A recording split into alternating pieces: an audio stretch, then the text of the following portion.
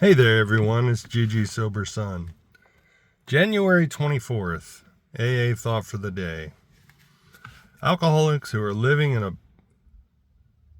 a blind alley refuse to be really honest with themselves or with other people. They are running away from life and won't face things as they are. They won't give up their resentments. They are too sensitive and too easily hurt. They refuse to try to be unselfish. They still want everything for themselves. And no matter how many disastrous experiences they have had with drinking, they still do it over and over again. There's only one way to get out of that blind alley way of living, and that is to change your thinking. Have I changed my thinking? No. I have not changed my thinking. I think I got the gift of desperation. I got sick and tired of being sick and tired all the time, and I finally went ahead and did something about it. I took an action. I went to a meeting, right? And then I heard somebody say, I can't think my way into sober living. I have to act my way into sober thinking. And or something along that line. But taking action changes neural pathways and all that jazz. They're realizing now scientifically that taking action changes your brain, right? Just doing the same old, doing the, if I always do what I've always done, I'll always get what I always gotten. And so it's best that I don't try to change my thinking, because I can consume all kinds of information trying to change the way I think. I can consume all kinds of different things, right? If I'm trying to think through my alcohol problem, think my way out of my alcohol problem, I'm doomed. Meditation for the day. I know that the vision and power that I receive from God are limitless as far as spiritual things are concerned. But in temporal and material things, I must submit to limitations. I know that I cannot see the road ahead. I must go just one step at a time, because God does not grant me a longer view.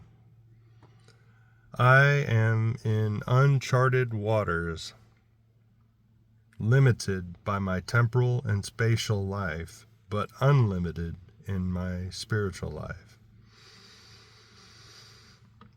That's so true. I mean, it's opening myself up to a higher power is what changed my thinking. I didn't change my thinking.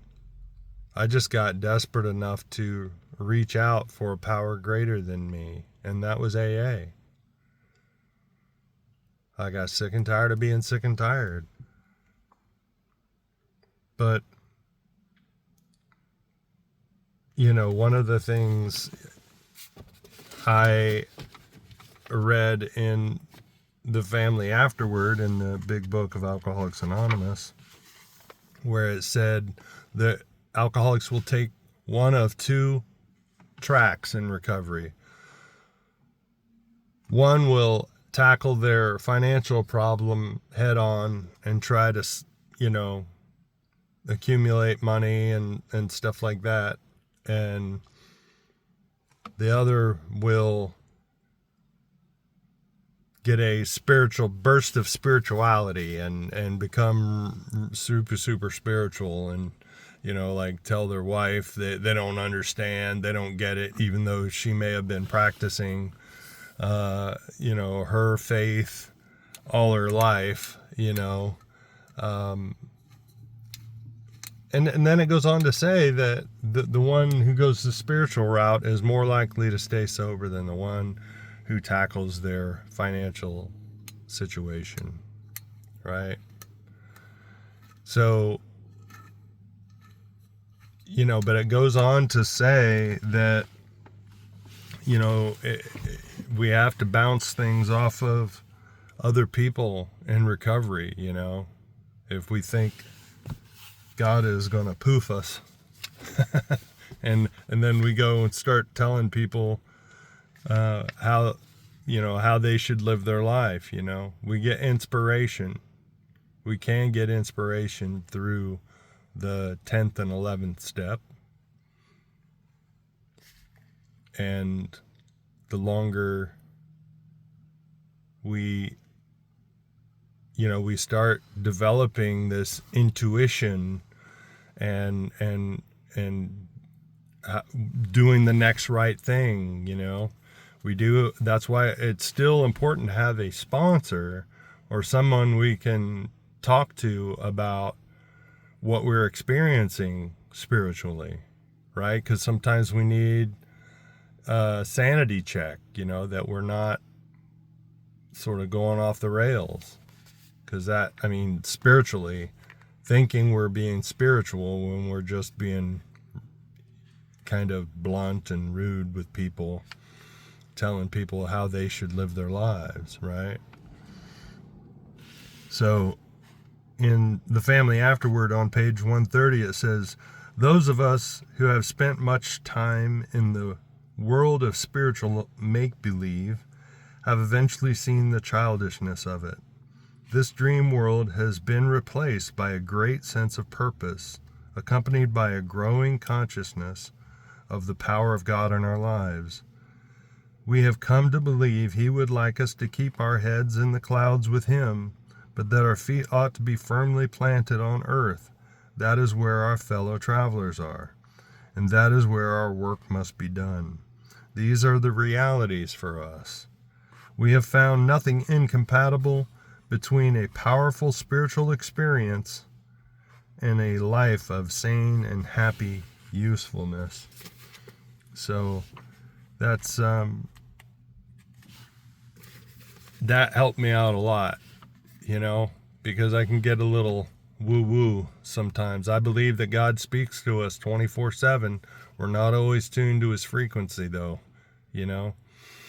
and that's why prayer and meditation is important, but it's also helpful to have another alcoholic or, spiritual guide, mentor, a counselor, psychologist, what have you, to do a bit of a, come down out of the clouds kind of gut check, That's important as well. It's sort of a balancing act in a way. Prayer for the day. I pray that in spite of my material limitations, I may follow God's way. I pray that I may learn that trying to do His will is perfect freedom. Definitely seeking His will and operating within His will is true freedom from all kinds of addictions. Because alcohol, for many of us, alcohol is one of many that we experience. And alcohol was the most destructive. But then as we are, the longer we are sober, there will be other little addictions that we can also hand over, right? And focus on and get victory over. The 12 steps work for all kinds of things. In spite of our perceived material limitations, right? But if we're focused on our material limitations, we're off track anyway. We are rich. We are wealthy. Well, one of the wealthiest countries in the world. And it's all relative. So if I'm grateful and thankful for what I have, and I can look around, scan my environment for things I can be grateful for, then that'll prime that pump, and I'll become more and more grateful in my life. All of us. That's also scientific. So it all works. Day at a time. Keep coming back. Look up. Aim up. Rise up.